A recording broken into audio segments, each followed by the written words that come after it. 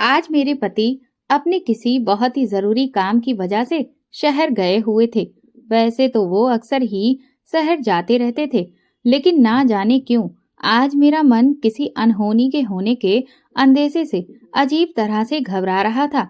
मुझे समझ में नहीं आ रहा था कि आज मुझे ऐसा क्यों लग रहा है। आज अपने कमरे में अकेले मुझे घबराहट भी हो रही थी। शायद इसकी वजह ये थी क्योंकि मेरा कमरा बाहर की तरफ बिल्कुल एकांत में पड़ जाता था, और दूसरा, बाहर बहुत तेज बारिश हो रही थी, जिसकी वजह से चारों तरफ घना अंधेरा छाया हुआ था। मैं चुपचाप अपने कमरे का दरवाजा बंद करके सोने के लिए लेट गई। अभी करीब 1 घंटा बीता ही होगा कि तभी मुझे अचानक से एक अजीब सी आवाज सुनाई दी। वो आवाज कुछ ऐसी थी जिसे सुनकर लग रहा था कि जैसे कोई मेरे दरवाजे के लॉक को किसी चाबी से खोलने की कोशिश कर रहा हो। ये सुनकर मैं बुरी तरह से डर गई, लेकिन अंधेरे की वजह से मुझे कुछ भी दिखाई नहीं दे रहा था। थोड़ी देर में मेरे कमरे का दरवाजा खुल गया। मैं समझ गई कि मेरे पति शहर से वापस आ गए हैं, क्योंकि उनके पास भी एक एक्स्ट्रा चाबी रहती है। मैं जैसे ही उनसे पूछने वाली थी कि आज तो आप वापस आने वाले नहीं थे, कि तभी अचानक से बाहर बिजली कड़की, और उस बिजली की रोशनी में सामने खड़ा हुआ जो शख्स मुझे दिखाई दिया, उसे देखकर तो मेरे पैरों तले से जमीन ही निकल गई, क्योंकि वो कोई और नहीं बल्कि मेरे ससुर जी थे, जो कि पूरी तरह से बारिश में भीगे हुए थे। और उस वक्त वो जिस तरह की स्थिति में मेरे सामने खड़े थे, ऐसी स्थिति में सिर्फ एक पत्नी ही अपने पति को देख सकती थी। उन्हें ऐसी हालत में देखना ना सिर्फ मैं शर्मिंदगी से भर गई, बल्कि बुरी तरह से घबरा भी गई।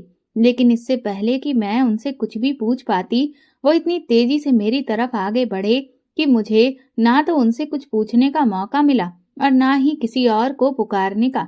और फिर उसके बाद तो जो हुआ वो किसी तूफान से कम नहीं था। सब कुछ बिखर चुका था। उन्होंने एक झटके में ही मेरी साड़ी, मैं उनसे गुहार लगा रही थी, लेकिन वो सुनने को तैयार ही नहीं थे।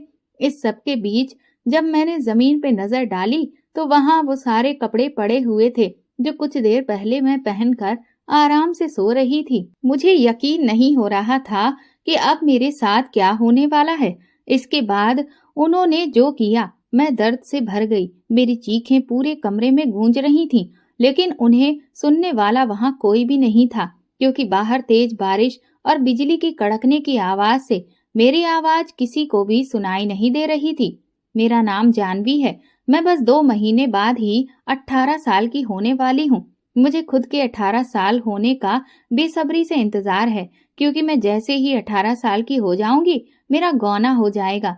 अगर आप नहीं जानते तो मैं बता दूं कि गौना किसे कहते हैं।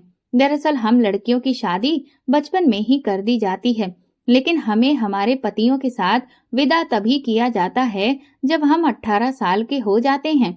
ये चलन बहुत पहले से चला आ रहा है और जिसे गौना के नाम से ही जानते हैं। मैं एक गरीब परिवार में जन्मी थी। मेरे 2 भाई और 4 बहनें हैं, जिनमें सबसे बड़ी मैं ही हूँ।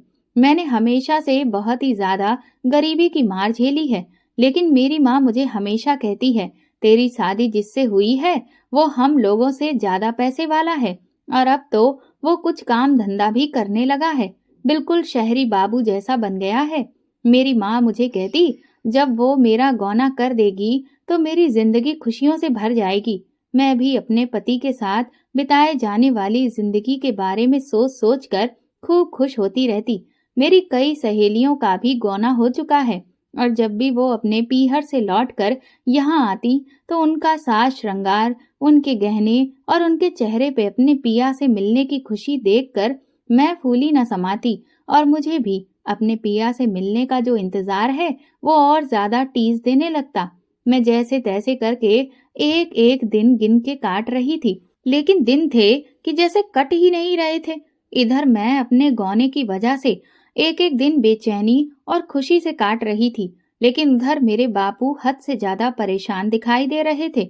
जब मैंने इसकी वजह माँ से पूछी तो वो कहने लगी कि अब अगर तेरा गौना करेंगे तो तुझे ढेर सारी चीजों को देकर विदा भी तो करना पड़ेगा, और फिर जब लड़के वाले आएंगे तो उनके हाथ में भी तो कुछ दान दक्षिणा रखनी पड़ेगी। इसके अलावा उन्होंने जिन भी चीजों की मांग की है वो भी हमें उन्हें देना ही होगा। लेकिन इस वक्त तेरे बापू की मजदूरी कुछ ज्यादा अच्छी नहीं चल रही है, बस इसी वजह से वो थोड़ा परेशान रहते हैं। माँ की ये बात सुनकर मैं खुद भी बहुत दुखी हो गई। मैंने माँ से कहा, तो फिर मुझे अभी विदा करने की कोई जरूरत नहीं है। मैं नहीं चाहती हूँ कि मेरी वजह से मेरे बापू इतने ज्यादा परेशान रहें। जहाँ मैंने इतना इंतजार किया है वहाँ कुछ और महीने सही, जब ठीक ठाक पैसे हो जाएं तो उसके बाद ही मुझे विदा किया जाए। इस पर माँ ने कहा, अरे तू तो पागल है, तुझे इन सब चीजों की फिक्र करने की जरूरत नहीं है। जवान बिटिया को आखिर फिर कब तक हम अपने घर पर बिठा कर रखेंगे? विदा तो हमें करना ही है ना, तो इसीलिए अब जो सही समय है उसी पर विदा कर दिया जाएगा। और रही बात इंतजाम की, तो वो हम मिलकर कहीं न कहीं से कर ही लेंगे। इधर मैं भी अपने गौने की तैयारी करने लगी थी। मुझे खूब सारी चीजें बनानी आती थी, जिस वजह से मैंने बहुत ही सुंदर सुंदर डलियां हाथों से बिनकर तैयार कर ली। उसके अलावा अच्छे अच्छे बिछौने पे मैंने बहुत ही सुंदर सी कढ़ाई से सजावट की। और उसके अलावा जिन मटकों में मेरे ससुराल खाने पीने का सामान जाने वाला था, उन पर भी बहुत ही अच्छी कलाकारी करके उन्हें सजा लिया था। मेरे पति का नाम माँ ने मुझे ऋषि बताया था। मेरे पास इतने पैसे तो नहीं थे कि मैं उनके लिए कुछ उपहार ले सकती, इसीलिए मैंने एक सुंदर से रूमाल पर अपने पति का नाम काढ़ के रख लिया था, ताकि जब मैं उन्हें पहली बार मिलूं तो उन्हें वो उपहार स्वरूप दे सकूं। बाबू ने भी पैसों का इंतजाम कर लिया था, इसीलिए सारी तैयारी करने के बाद वो मेरे ससुराल मेरे गौने के लिए बात करने के लिए चले गए। लेकिन जब वो लौट कर आए तो ना जाने क्यों बापू बहुत ज्यादा परेशान लग रहे थे। दरवाजे की ओट से खड़े होकर मैं अपने माँ और बापू की बातें सुनने की कोशिश कर रही थी, लेकिन मुझे कुछ भी समझ में नहीं आ रहा था। जब माँ अंदर आई तो मैंने उनसे पूछा कि आखिर हुआ क्या है, मेरे ससुराल वालों ने क्या कहा? तो माँ ने कहा कि वो लोग तुझे 2 हफ्ते के बाद लेने आएंगे। अभी वहाँ कुछ जरूरी काम है, जिस वजह से वो कल नहीं आ सकते। मैंने माँ से कहा, लेकिन बाबू तो मुझे बहुत ज्यादा परेशान लग रहे हैं। इस पर माँ ने कहा कि अरे तेरे बापू को तो छोटी छोटी बातों पर परेशान होने की आदत सी हो गई है। इतनी बड़ी कोई बात भी नहीं है जितना वो परेशान हो रहे हैं। दरअसल उन्होंने कहा है कि वो तुझे लेने के लिए थोड़े ज्यादा लोगों को लेकर आएंगे। तो बस इतनी सी बात सुनकर तेरे बापू घबरा गए हैं। कितने सारे लोगों के खाने पीने का इंतजाम कैसे किया जाएगा? लेकिन तू फिक्र मत कर, मैंने उन्हें समझा दिया है और सब कुछ अच्छे से हो जाएगा। माँ की ये बात सुनकर मैं भी बेफिक्र हो गई कि चलो अब बस 2 हफ्ते की बात है। जैसे तैसे 2 हफ्ते बीते और फिर सुबह सुबह ही कुछ लोग बैलगाड़ी में बैठकर मुझे लेने के लिए आ गए और मेरी विदाई की तैयारियां शुरू हो गईं। मेरे माँ बाप बहुत ही ज्यादा उदास थे और मेरी माँ तो बहुत रो रही थी। मैं खुद भी बहुत रो रही थी। भले ही एक तरफ मुझे अपने पति से मिलने की खुशी थी, लेकिन अपने माता पिता से बिछड़ने का गम भी था। और मेरे छोटे भाई बहन, वो तो बेचारे मुझसे बार बार चिपक चिपक के रो रहे थे। मैंने उनसे कहा कि तुम फिक्र मत करो, मैं बहुत जल्द ही तुम लोगों से दोबारा मिलने आऊंगी। इसके बाद मैं विदा होकर अपने ससुराल पहुंच गई। अभी तक मैंने अपने पति को देखा नहीं था। मुझे लेने मेरे ससुर जी ही आए थे, जो बहुत ही लंबे चौड़े कदकाठी के और काफी जवान दिखते थे। उन्हें देखकर कोई भी नहीं कह सकता था कि उनके 4 बच्चे हैं। घूंघट की आड़ से बैलगाड़ी से उतरकर जब मैंने सामने नजर डाली तो मेरी आंखों के सामने बड़ी ही खूबसूरत सी हवेली थी, जिसे देखकर तो मेरी आंखें चौंधिया गई थीं। खुशी के मारे मेरे तो पांव जमीन पे ही नहीं टिक रहे थे। मुझे तो यकीन ही नहीं आ रहा था कि मुझ जैसी गरीब लड़की की किस्मत इतनी तेज है कि मेरी शादी इतने अमीर परिवार में हुई है। माँ ने मुझे अब तक जितना भी बताया था, ये तो उससे कहीं गुना ज्यादा निकला। मेरे गांव में जो जमींदार की हवेली थी, उसे देखकर ही मैं जब तब माँ से कहती थी कि कभी वो भी मुझे जमींदार की हवेली पर ले चले। कम से कम मैं भी तो अंदर से जाकर एक बार देखूं कि हवेली दिखने में कैसी लगती है। लेकिन मुझे क्या पता था कि जमींदार की हवेली से भी ज्यादा बड़ी हवेली एक दिन मेरा इंतजार खुद ही कर रही होगी और मेरा वहां पर स्वागत भी होगा। थोड़ी ही देर के बाद मेरी सास मेरे स्वागत सत्कार के लिए आ गई, लेकिन मेरी नजरें जिसे ढूंढ रही थीं, वो मुझे अभी तक कहीं भी दिखाई नहीं दे रहे थे। थोड़ी ही देर के बाद जब सारी रस्में पूरी हो गईं, तो मुझे अंदर ले जाया जाने लगा। मैं अंदर से हवेली देखने के लिए बहुत ही बेताब हो रही थी, लेकिन तभी अचानक हवेली के बाहर ही बने एक बड़े से कमरे की तरफ मेरी सास ने मेरे कदमों को मोड़ दिया। ये देखकर मैं बड़ी हैरान और परेशान हुई कि आखिर ये लोग मुझे इस कमरे में लेकर क्यों आए हैं। शायद मेरी सास मेरे मन में चल रहे इस सारी व्यथा को समझ गई थी और वो मुझे खुद ही बोली कि बहू, दरअसल ऋषि का कमरा यही है। उसने अपनी पसंद से हवेली के बाहर अपना कमरा बनवाया है, तो जब तुम्हारा पति यहाँ रहेगा तो तुम्हें भी तो यहीं पर ही रहना पड़ेगा। उसे खुली जगह पसंद है, बस इसी वजह से वो हवेली के बाहर रहता है। अपनी सास की बात सुनकर मुझे तसल्ली हुई और मन में सोचा कि जब मेरे पति की इसी में खुशी है तो मैं भी इस सब में ही खुश रहूंगी। जब मैं कमरे के अंदर पहुंची तो वो कमरा भी बहुत ही खूबसूरत था। ऐसा कमरा तो अभी तक मैंने सिर्फ फिल्मों में ही देखा था। सब कुछ बहुत अच्छे से सजाया गया था। मुझे मेरी सुहाग सेज पर बिठा दिया गया और सभी लोग कमरे से बाहर चले गए। मैं बेसब्री से अपने पति का इंतजार करने लगी, क्योंकि आज पहली बार मैं अपने पति को देखने वाली थी। मैंने तुरंत ही जल्दी से अपने बक्से से वो रुमाल निकाला जिस पर मैंने अपने पति का नाम काढ़ा था। मैंने सोचा कि जब वो आएंगे तो मैं उन्हें ये उपहार दे दूंगी। अपने पति का इंतजार करते करते मुझे रात हो गई, लेकिन ना जाने क्यों पर वो आए ही नहीं, जिस वजह से मैं बहुत थक चुकी थी और चुपचाप लेट गई और ना जाने कब मेरी आंख लग गई। तभी रात को मुझे कुछ शोर सुनाई दिया। मुझे समझ नहीं आ रहा था कि आखिर बाहर ये किस चीज का शोर आ रहा है। ऐसा लग रहा था जैसे कोई बहुत तेज तेज चिल्ला रहा है, पर कौन, ये समझ नहीं आ रहा था। थोड़ी देर के बाद मेरी सास कमरे में आई और मुझे खाना देकर चली गई, लेकिन मुझ में इतनी हिम्मत नहीं हो पाई कि मैं उनसे पूछ सकूं कि मेरे पति अभी तक आए क्यों नहीं। खैर, मैंने सोचा कि जहां मैंने इतने दिन इंतजार किया वहां कुछ घंटे और सही।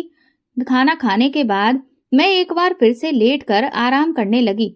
शायद कुछ घंटे ही बीते होंगे कि तभी फिर से मुझे बहुत तेज तेज शोर सुनाई देने लगा। मुझे समझ नहीं आ रहा था कि आखिर यहाँ पर ये हो क्या रहा है। अभी मैं समझने की कोशिश कर ही रही थी कि तभी अचानक मेरे कमरे का दरवाजा खुला और कमरे में कोई आया। जब मैंने घूंघट की आड़ से उस इंसान को देखा तो पूरे शरीर में बिजली सी दौड़ गई थी, क्योंकि सामने खड़ा इंसान दिखने में किसी फिल्मी हीरो की तरह था, जो बहुत ही खूबसूरत था, जिसे देख मेरा मन गुदगुदी से भर चुका था। वो इंसान कमरे के अंदर आया और उसने दरवाजा बंद कर लिया। इसके बाद वो ना जाने किस सोच में पड़ गया और चुपचाप खड़े हो गए। मैंने सोचा कि शायद जिस तरह से मैं घबरा रही हूँ, ये भी घबरा रहे हैं। इसीलिए मैंने खुद से ही हिम्मत करके उनसे कहा, जी आप? तो उन्होंने कहा कि मैं ऋषि। उनके मुंह से ये नाम सुनकर तो मेरी खुशी का ठिकाना ही नहीं रहा। मैंने सपने में भी नहीं सोचा था कि मेरा पति इतना सुंदर होगा। आज तो मैं खुद को इस दुनिया की सबसे भाग्यशाली लड़की समझ रही थी। मैं तुरंत ही बिस्तर की एक साइड में खिसक गई, जिसे देखकर मेरे पति समझ गए कि मैं चाहती हूँ कि वो मेरे पास आकर बैठें। लेकिन ना जाने क्यों वो मेरे पास नहीं आए, लेकिन उन्होंने मुझसे पूछा कि तुमने खाना खा लिया? मैंने हाँ में सिर हिला दिया। इसके बाद मैं खुद ही उठकर उनके पास गई और उनकी तरफ वो रूमाल बढ़ा दिया। उन्होंने जब उस रूमाल पे अपना नाम लिखा देखा तो बहुत ही धीमी सी मुस्कान दी और मुझे शुक्रिया अदा करते हुए कहा। इसके बाद मेरे पति ने मुझसे कहा, देखो जानवी, तुम आराम से लेटकर सो जाओ और मैं भी इधर नीचे चटाई पे ही सो जाऊंगा। मैंने उनसे कहा, लेकिन आप ऐसा क्यों कह रहे हैं?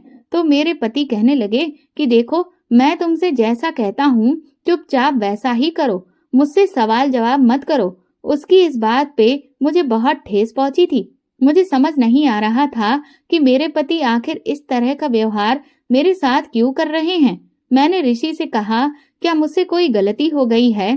तो उन्होंने कहा कि देखो, इस वक्त मैं बहुत परेशान हूँ, इसलिए मुझसे कोई भी सवाल जवाब मत करो और मैं जैसा कह रहा हूँ वैसा करो। मैंने कहा, ठीक है, लेकिन आप ऊपर बेड पर लेट जाइए, नीचे चटाई पे मैं सो जाऊंगी। मेरे पति ने मेरी ये बात मान ली और उसके बाद हम दोनों अपनी अपनी जगह पर लेटकर सो गए।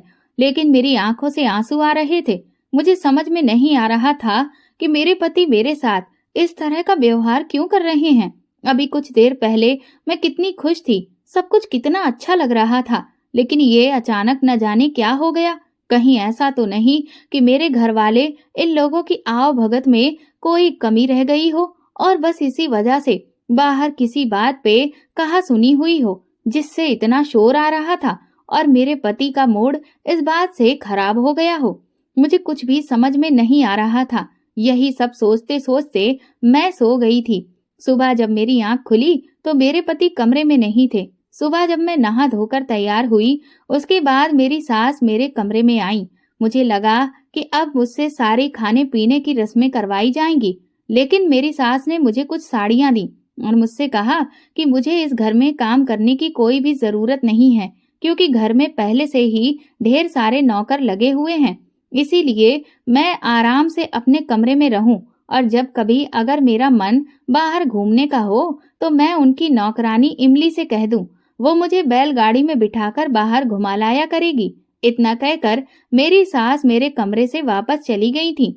मुझे तो अब कुछ भी समझ में ही नहीं आ रहा था कि आखिर यहाँ पर ये सब हो क्या रहा है। धीरे धीरे दिन यूं ही बीतने लगे। मेरे पति हर रात मेरे कमरे में आते और मुझे बिना कुछ कहे बस पूरी रात मेरे कमरे में बिताने के बाद सुबह उठकर चले जाते। एक दिन हिम्मत करके मैंने उनसे कहा कि आप मेरे साथ ऐसा व्यवहार क्यों कर रहे हैं?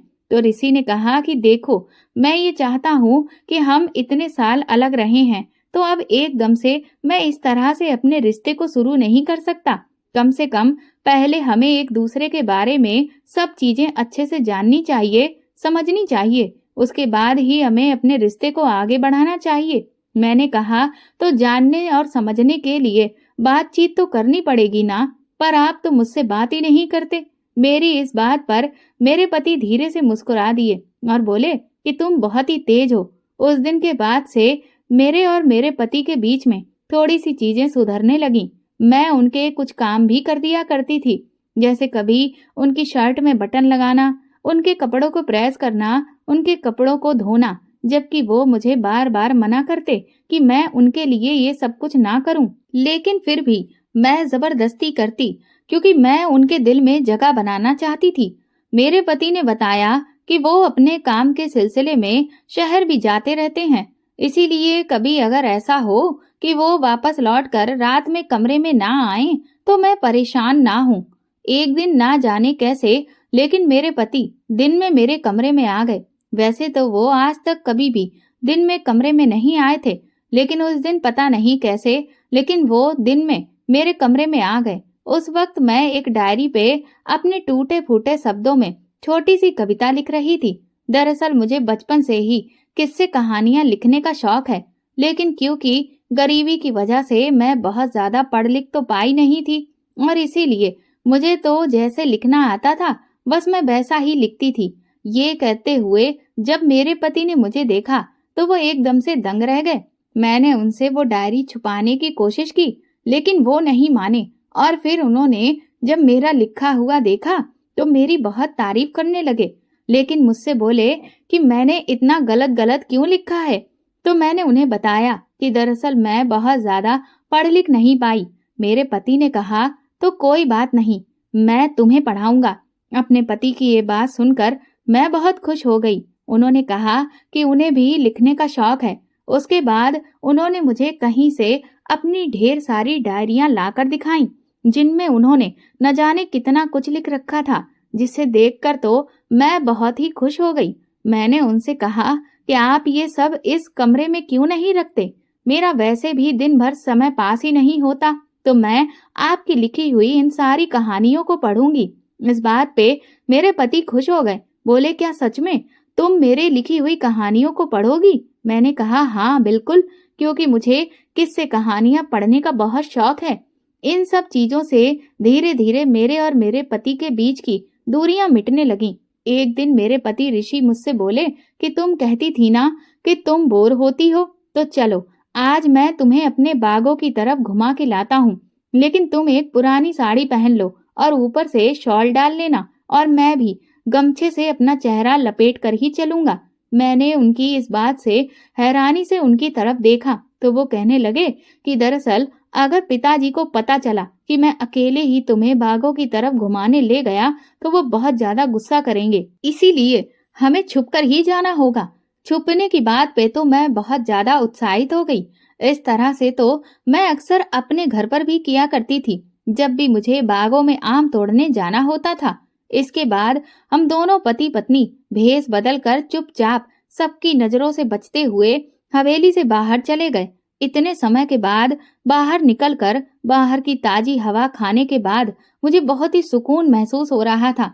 मैंने अपने पति को धन्यवाद दिया कि वो मुझे इस खुली हवा में बाहर लेकर आए हैं, लेकिन क्योंकि मैं इसके लिए ना जाने कब से तरस रही थी, वो कहने लगे कि उन्हें भी इतनी शांत और हरी भरी जगह में बैठना बहुत ज्यादा पसंद है। थोड़ी देर में ऋषि के पास ही बैठी रही, तभी अचानक से ऋषि ने बांसुरी बजाना शुरू कर दिया। वो इतनी अच्छी बांसुरी बजा रहे थे कि मैं तो उसमें डूबती ही चली गई। ना जाने कब मैंने अपना सर उनके कंधों पर रख दिया था। जब उन्होंने बांसुरी बजाना बंद किया तो मुझे ऐसा लगा कि जैसे मैं एक बहुत ही खूबसूरत सपने से बाहर आई हूँ। मैंने कहा कि आप तो बहुत ही अच्छी बांसुरी बजाते हैं। ऋषि ने कहा, क्या सच में तुम्हें मेरी बांसुरी पसंद आई है? मैंने कहा, हाँ, इतनी सुरीली बांसुरी तो मैंने आज तक कभी किसी की नहीं सुनी, लेकिन आप हर रोज इसे क्यों नहीं बजाते हैं? मैंने आज आपको पहली बार इसे बजाते हुए सुना है। इस पर ऋषि थोड़ा सा उदास हो गए, कहने लगे क्योंकि घर में किसी को भी मेरा बांसुरी बजाना बिल्कुल भी पसंद नहीं है। मैंने कहा, लेकिन क्यों, आप तो कितना अच्छा बजाते हैं। ऋषि ने कहा, तो फिर ठीक है, अब जब भी मेरा बांसुरी बजाने का मन करेगा तो तुम मेरी बांसुरी सुनोगी। मैंने कहा, बिल्कुल। ऋषि ने कहा, मेरा अभी तक कोई भी अच्छा दोस्त नहीं था, लेकिन मुझे तुम्हारे रूप में एक अच्छा दोस्त मिल गया है। अपने पति के मुंह से ये बात सुनकर मैं बहुत खुश हो गई। मैंने भगवान का शुक्रिया अदा करने लगी कि चलो कम से कम धीरे धीरे ही सही, लेकिन मैं अपने पति के दिल में अपने लिए जगह बनाने में कामयाब तो हो रही हूँ। 2 दिन के बाद ही रात को अचानक से मुझे फिर से वैसा ही शोर सुनाई दिया जैसा कि पहले दिन सुनाई दे रहा था, लेकिन आज मुझे इतना समझ में आ रहा था कि ये जो कोई भी चिल्ला रहा है वो और कोई नहीं बल्कि मेरे ससुर जी ही हैं। लेकिन वो न जाने किस बात पर चिल्ला रहे थे, लेकिन वो क्या कह रहे थे मुझे कुछ भी समझ में नहीं आ रहा था। उस दिन जब मेरे पति आए थे तो उनका चेहरा बहुत ही उदास था। मैंने उनसे उस दिन अपने रिश्ते को आगे बढ़ाने के लिए बात करने की सोची थी, लेकिन वो मुझसे कुछ कहने लगे कि वो अभी ऐसा कुछ भी नहीं कर सकते। इतना कहकर वो मुंह फेर कर लेट गए और इधर मैं समझ नहीं पा रही थी कि आखिर ऐसी क्या बात है कि मेरे पति मुझ में बिल्कुल भी रुचि नहीं ले रहे हैं। उस दिन के बाद से करीब 2 हफ्ते तक ऋषि मेरे कमरे में नहीं आए। इससे पहले ऐसा कभी भी नहीं हुआ था कि ऋषि इतने दिन तक आए ही ना हो। मुझे समझ में नहीं आ रहा था कि मेरे पति न जाने कहाँ चले गए। इधर मेरे कमरे में मुझे इमली खाना देने के लिए आई थी, लेकिन वो भी मुझे इस बात का कुछ ठीक से जवाब नहीं दे रही थी। मैंने सोचा कि मैं बाहर और जो नौकर हैं उनमें से किसी से पूछने की कोशिश करती हूँ। इसीलिए मैंने उस दिन अपने कमरे का दरवाजा पहली बार खुद से धीरे से खोला और बाहर झांकने की कोशिश करने लगी, लेकिन मैं बहुत ज्यादा डर डर के बाहर की तरफ झांक रही थी, क्योंकि मैं नहीं ये चाहती थी कि मेरे ससुराल वालों में से कोई भी मुझे ऐसा कुछ करते देख ले, वरना ना जाने कितना बड़ा बवाल हो जाता। इधर मैं इस मौके की तलाश में थी कि कोई नौकर मेरे कमरे के बाहर से गुजरे और मैं उससे ऋषि के बारे में पूछूं कि तभी अचानक मैंने सामने जो देखा उससे मेरे होश उड़ गए थे। मैंने सामने के एक कमरे की बालकनी में ऋषि को खड़े हुए देखा। इसका मतलब ऋषि शहर नहीं गए हुए थे, वो यहीं हवेली में हैं। लेकिन फिर वो मुझसे मिलने क्यों नहीं आ रहे? मेरे दिमाग में एक साथ न जाने कितने सारे सवाल आने लगे। अब मुझे जरा सा भी इंतजार नहीं हो रहा था, इसीलिए उसी रात मैं दबे पांव अपने कमरे से बाहर निकली। मैंने देखा तो जो भी पहरेदार थे वो सब गहरी नींद में सो रहे थे। मैं चुपचाप हवेली के अंदर पहुंची, लेकिन मुझे तो समझ ही में नहीं आ रहा था कि मैं किस तरफ जाऊं।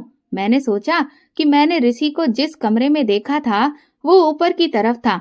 यानी कि मुझे सीढ़ियों से ऊपर जाना होगा। सीढ़ियों से ऊपर की तरफ जब मैं गई तो वहां और भी कई सारे कमरे थे। अब मुझे किस कमरे में जाना था ये समझ में नहीं आ रहा था। थोड़ी ही देर के बाद मुझे बगल के एक कमरे से कुछ अजीब सी आवाजें आती सुनाई दी। मैंने सोचा कि मैं एक बार झांक कर देखती हूँ, और जब मैंने उस कमरे में झांका तो मेरे ऊपर तो बिजली ही गिर गई थी। उस कमरे में मेरे पति एक दूसरी औरत के साथ बैठे हुए थे और वो उसे अपने हाथों से खाना खिला रहे थे, और वो औरत अपने साज श्रृंगार में बहुत व्यस्त थी। ये देखकर तो मेरी आंखों से ढेर सारे आंसू झरझर गिरने लगे थे। अब मुझे अच्छे से समझ आ गया था कि अब तक मेरा पति मेरे करीब क्यों नहीं आ रहा। इसका मतलब मेरे पति ने दूसरी शादी कर ली थी। मैं तुरंत ही दौड़कर वापस अपने कमरे में आ गई और उस पूरी रात मैं फूट फूट कर रोती रही। ऋषि ने मेरे साथ धोखा किया था। अगर उन्हें एक औरत की इतनी ही जल्दी थी तो फिर वो मुझे पहले ही विदा करवा कर लेकर आ जाते। फिर मुझे समझ आने लगा कि शायद इतने सालों में मैं तो यहाँ पर रही नहीं हूँ, और ऋषि तो अच्छे कॉलेज से पढ़े लिखे हैं। शायद जब ये कॉलेज में पढ़ने गए होंगे तो वहीं पे इन्हें ये औरत पसंद आ गई होगी और बस ये इसे यहाँ पर ब्याह कर ले आए होंगे। लेकिन क्या मेरे माँ बाप को भी इस सब के बारे में पता था, या फिर ऋषि और उनके घर वालों ने मेरे माँ बाप को भी धोखा दिया है? यही सब सोचते हुए पूरी रात निकल गई। लेकिन मैंने ये फैसला कर लिया था कि अब मैं यहाँ नहीं रहूंगी, क्योंकि मैं एक दूसरी औरत बनकर पूरी जिंदगी नहीं बिता सकती थी।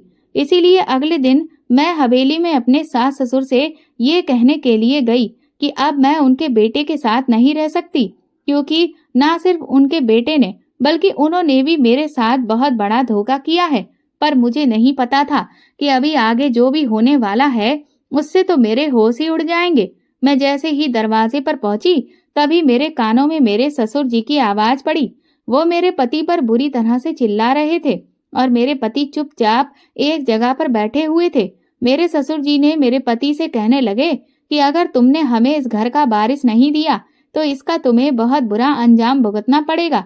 लेकिन मेरे पति कहने लगे कि मैं वो सब कुछ नहीं कर सकता जो आप मुझसे चाहते हैं, क्योंकि मैं अपनी पत्नी नंदिनी से बहुत प्यार करता हूँ। अपने पति के मुंह से ये बात सुनकर तो एक बार फिर से मेरी आंखों से आंसू बहने लगे। मेरे पति ऋषि ने कहा कि वो नंदिनी के अलावा कभी भी किसी औरत के बारे में सोचना भी नहीं चाहते हैं। लेकिन तभी मेरी सौतन मेरे पति से बोली कि लेकिन मुझे जब इस बात से कोई दिक्कत नहीं है कि आप किसी दूसरी औरत के साथ अपना वंश बढ़ाएं, तो फिर आपको इस सब से क्या दिक्कत है? इस पर मेरे ससुर जी भी बड़े ही फक्र के साथ बोले, देखा, जब बहू को कोई दिक्कत नहीं है तो फिर तू अपनी ये जिद क्यों नहीं छोड़ देता? तेरी अकल पे ये मिट्टी क्यों पड़ी हुई है?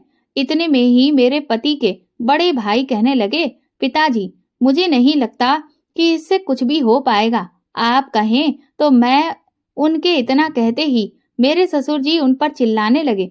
कहने लगे, अगर तू ही इस काबिल होता तो मुझे उस गरीब लड़की को ऋषि के गले से क्यों बांधना पड़ता? तेरी शादी को 10 साल हो गए, लेकिन आज तक तूने एक बकरी का बच्चा तक नहीं दे पाया। इंसान का बच्चा तो दूर की बात है। इसीलिए अपना मुंह बंद कर और चुपचाप यहाँ से निकल जा। उन सब की बातें मुझे हैरानगी की इंतहा पर ले जा रही थी। अपने ससुर के मुंह से ये बात सुनकर तो मेरे होश ही उड़ गए थे। तभी मुझे लगा कि शायद उस तरफ कोई आ रहा है। डर की वजह से मैं तुरंत वापस अपने कमरे में पहुंच गई। अब तो मुझे और भी समझ में नहीं आ रहा था कि आखिर ये सब कुछ यहाँ पर हो क्या रहा है। डर के मारे मैं अपने बिस्तर में दुबक गई। मुझे अपने माँ बाप की बहुत याद आ रही थी। उन्होंने मुझे ये कैसे घर में ब्याह दिया था? यहाँ पे तो किसी की कोई मान मर्यादा ही नहीं है। मैं अभी यही सब सोच रही थी कि तभी बाहर बहुत तेज गड़गड़ाहट के साथ बाहर पानी बरसने लगा था। मैंने अपने कमरे का दरवाजा अच्छे से बंद कर लिया और चुपचाप लेट गई। आधी रात के करीब मेरे कमरे का दरवाजा अचानक से खुला, जिससे मैं बुरी तरह से डर गई।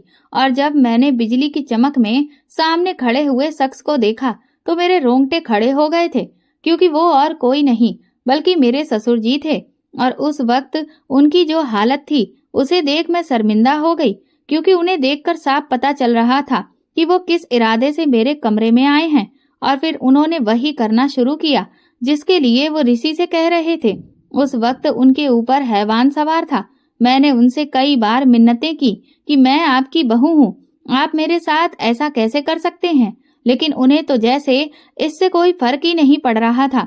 मेरा रो रो कर बुरा हाल था, लेकिन वहां कोई नहीं था जो मेरी चीखों को सुनता। मैंने भी पूरी तरह से उम्मीद छोड़ दी थी कि अब मैं बच नहीं पाऊंगी। इससे पहले कि मेरी जिंदगी खराब होती कि तभी किसी ने मेरे ससुर जी को कस के खींच कर दूर किया और उन्हें एक जोरदार का धक्का दिया। जब मैंने नजर उठाकर देखा तो मेरे सामने और कोई नहीं बल्कि ऋषि ही खड़े थे। उन्हें देखकर मेरी सांस में सांस आई थी। ऋषि अपने पिता को घसीटते हुए कमरे से बाहर लेकर गए और उन्होंने कमरे का दरवाजा अच्छे से बंद कर दिया। ऋषि भी अपना सर पकड़कर मेरे पास ही बैठ गए।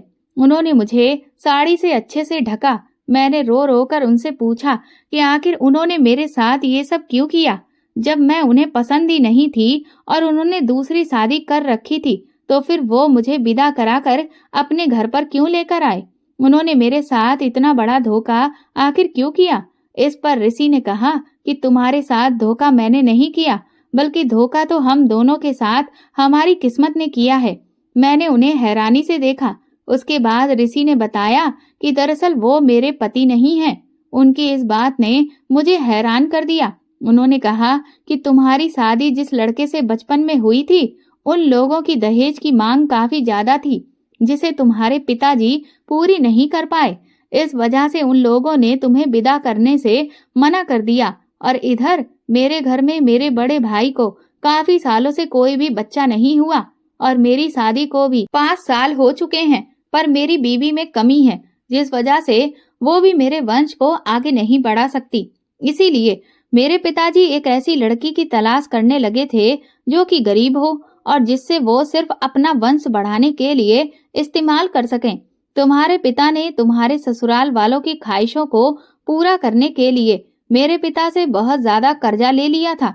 उसके बावजूद भी तुम्हारे ससुराल वालों ने किसी दूसरी पैसे वाली लड़की से अपने बेटे को ब्याह दिया और इधर जो कर्जा तुम्हारे पिता ने मेरे पिता से लिया था, उसे अब वो चुका नहीं पा रहे थे। तो उसके बदले में मेरे पिता ने तुम्हारा सौदा कर लिया और तुम्हारे पिता भी मजबूर होकर इस सौदे के लिए मान गए। लेकिन शायद तुम्हारे माँ बाप इस सब से बहुत शर्मिंदा होंगे। इस वजह से उन्होंने तुम्हें सच नहीं बताया और उन्होंने तुमसे यही कहा कि तुम्हें तुम्हारा पति लेने आ रहा है। तुम मुझसे पूछती थी ना कि मैं कभी तुम्हारे करीब क्यों नहीं आता था, तो उसकी वजह यही थी क्योंकि मैं चाहकर भी बाकी सबकी तरह तुम्हारे साथ धोखा नहीं कर सकता था।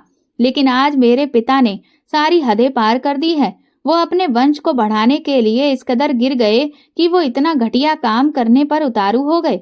अब तक बाहर बारिश रुक चुकी थी और सवेरा हो चुका था। मैंने अपने सारे कपड़े बक्से में रखे। जब मैं वहां से चलने लगी तो ऋषि ने मुझसे कहा कि तुम कहाँ जा रही हो। मैंने कहा कि मैं वापस अपने घर जा रही हूँ, मैं यहाँ नहीं रह सकती। ऋषि ने मेरा हाथ पकड़ लिया और कहने लगे, जानवी, तुम मुझे छोड़कर मत जाओ। मैंने कहा, जब आपका और मेरा कोई रिश्ता ही नहीं है तो फिर मैं यहाँ रुक कर क्या करूँ। मेरा इतना कहना था कि ऋषि ने तुरंत ही मेरी मांग में सिंदूर भर दिया। मुझे तो यकीन ही नहीं हुआ कि ऋषि ऐसा भी कर सकते हैं। उन्होंने कहा, मैं अपनी पहली पत्नी से बहुत प्रेम करता था, लेकिन उसने मेरी जरा सी भी परवाह नहीं की। उसे कभी भी मेरे प्रेम की कदर ही नहीं हुई। उसे सिर्फ धन दौलत, सजना सवरना, बस सिर्फ इससे ही मतलब है। उसने मुझसे शादी ही सिर्फ इसलिए की ताकि वो एक ऐशो आराम से भरी हुई जिंदगी जी सके। उसने कभी भी मेरी भावनाओं, मेरी इच्छाओं को ना जानने की कोशिश की और ना ही ये कभी जाना कि मेरी किन चीजों में रुचि है या नहीं। यहाँ तक कि मेरे घर वालों ने भी मेरी इच्छाओं को कभी भी मान नहीं दिया। तुम वो पहली इंसान थी जिसने मेरी पसंद नापसंद को जाना और उसे महत्व दिया। तुम्हारे साथ बिताए हुए पलों में जो सुकून मुझे मिला है वो आज तक कभी नहीं मिला। इसलिए मैं तुम्हारे आगे हाथ जोड़ता हूँ, तुम मुझे छोड़कर मत जाओ। ऋषि का इतना कहना था कि मैं फूट फूट कर रोने लगी और मैंने उन्हें गले से लगा लिया। इसके बाद ऋषि ने अपने परिवार को अपना फैसला सुना दिया कि वो अपनी पहली पत्नी को तलाक दे रहे हैं और मुझसे शादी करके वो शहर में जाकर बस जाएंगे। पहले तो उनके परिवार में इस सब का विरोध किया गया, लेकिन ऋषि ने किसी की भी नहीं सुनी और ऋषि शहर चले आए, जहाँ पे ऋषि के नाम पे पहले से ही जो मकान था वहां पर हमने रहना शुरू कर दिया और हम फिर से एक खुशहाल जीवन बिताने लगे। दोस्तों, अगर आपको हमारी कहानी पसंद आई है तो कमेंट करके जरूर बताएं और वीडियो को लाइक करके ज्यादा से ज्यादा शेयर करें। चैनल पर नए हैं तो सब्सक्राइब करें और हाँ, नोटिफिकेशन बेल को जरूर दबाएं ताकि अगली अपडेट सबसे पहले आपको मिले। धन्यवाद।